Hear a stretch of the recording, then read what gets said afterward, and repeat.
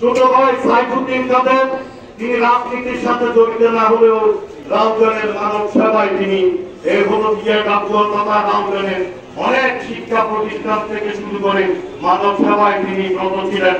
তিনিও আমাদের থেকে চিরবিদায় নিয়েছেন। ওনার আমি এখন ইন্টারনেটের যুগ এবং ফেসবুকের যুগ, তথ্য প্রযুক্তির যুগ।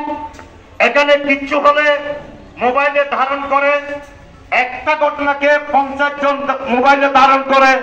এখানে লুকানোর কোনো কারণ, লুকানোর কোনো সুযোগ নাই। তাই আমি সর্বপ্রথম আপনাদের হলদিয়া ডাকুয়ার, আমি এখানে লোকজন দেখছি আমার এলাকার এবং পার্শ্ববর্তী এলাকার, আমরা এক হলদিয়া ডাকুয়ার চিত্তে আগামীতে যে কোনো নির্বাচন হবে দল বাংলা জাতীয় দল অবশ্যই নির্বাচিত হবে। এই দেশের আকাঙ্ক্ষার প্রতি হচ্ছে ধানের চলা, এই ধানের শীষ হচ্ছে শহীদ প্রেসিডেন্ট অন্তঃস্থলে ত্রিপদী, সেই প্রতীকটা প্রতিটি ঘরে বেড়াচ্ছে, প্রতিটি মানুষের মনের মধ্যে বিদ্যমান। আমি মনে করি এই বিদ্যমান ধানের শীষ যদি আপনারা মনে রাখেন, আপনাদের মনে ধারণ করেন, ইনশাল্লাহ আগামী নির্বাচনে ইনশাল্লাহ আমাদের নেতা আলহাজ গিয়াসউদ্দিন কাদের চৌধুরী অবশ্যই নির্বাচিত হবেন। এমভাবে দেখো উন্নয়নের দিকে আগে তো জ্ঞান রাখা বাজি দেখতো, এই দেশে না দিয়ে সুযোগ মধ্যে মানুষই হইতো। এই যান্ত্রক বলে এই দুষ্কৃতিকারী সকল আন্নাদারে হত্যা করিয়ে আজ আমার কত বড় ক্ষতি করছি।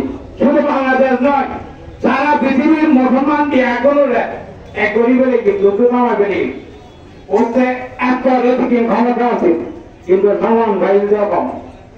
এই যান্ত্রক 11 সেক্টরের কমান্ডার আছেন মুক্তিযোদ্ধার, আমাদের কেউ হয়তো কমান্ড বলে মুক্তিযোদ্ধার মধ্যে শহীদ প্রেসিডেন্ট জিয়া রহমান স্বাধীনতার প্রথম আগে গোটা নোয়াদের গোটা কাজ দিয়ে যে চক্রান্ত শুরু করে জিয়া রহমানকে হত্যা করেছে, এখনো বিএনপি সাথে নিয়োগের ধ্বংস করার জন্য সত্য ষড়যন্ত্র করে যাচ্ছে। আগামীতে আমরা 19তম কর্মসূচির আলোকে তারেক রহমানের 31তম কর্মসূচি বাস্তবায়নের লক্ষ্যে আমরা দেশের হাতে যে শক্তিকে হাতে শক্তিশালী করবো এবং রাউজানকে একটি সাংগঠনিক ভাবে শক্ত মজবুত ভিত্তি করে তারপরে আগামী নির্বাচনে আমরা নির্বাচিত করবো। এখানে আগামী সংগঠনের জন্য শেখ মুজিবুর রহমান বাংলাদেশ স্বাধীনতা চাইনি, উনি চেয়েছিল স্বায়ত্ত শাসন। উনি যে পশ্চিম পাকিস্তানের সাথে ঢাকায় বৈঠক করেছিলেন, সেখানে 10 দফা দাবি দিয়েছিলেন, ওইখানে স্বাধীনতার কথা উল্লেখ নাই। উনি বাংলাদেশের স্বাধীনতা চাইনি।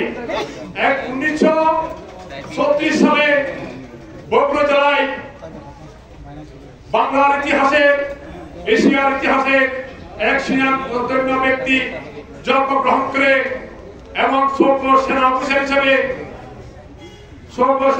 হিসেবে নিজেকে এই বাংলাদেশকে চিনিয়ে এনেছেন এবং নষ্ট করে দিয়েছেন।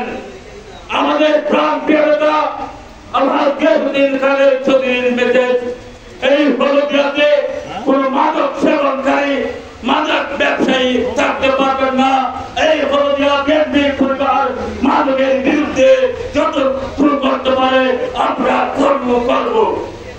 ছিল আমাদের মাঝে, বিশ্বের মাঝে, বাংলাদেশের জনগণের মাঝে সেই দিন উপহার দিয়েছিল একটি কারণে, শোষণ মুক্ত বাংলা হওয়ার জন্য, শোষণ মুক্ত জনগণ অধিকার প্রয়োগ করার জন্য। চট্টগ্রাম উত্তর জেলা বিএনপির সম্মানিত সদস্য, রাউজান পৌরসভা বিএনপির সাবেক সভাপতি জনাব আবু জাফর চৌধুরী ভাই, আজকের বিশেষ অতিথি চট্টগ্রাম উত্তর জেলা যুবদলের সাবেক প্রচার সম্পাদক, রাউজান উপজেলা বিএনপির যুগ্ম আহ্বায়ক ফিরোজ আহমদ ভাই, বিশেষ অতিথি রাউজান পৌর বিএনপির সাবেক সাধারণ সম্পাদক শহীদ মঞ্জুর হক, চট্টগ্রাম উত্তর জেলা বিএনপির সম্মানিত সদস্য, রাউজান পৌরসভা বিএনপির সাবেক সভাপতি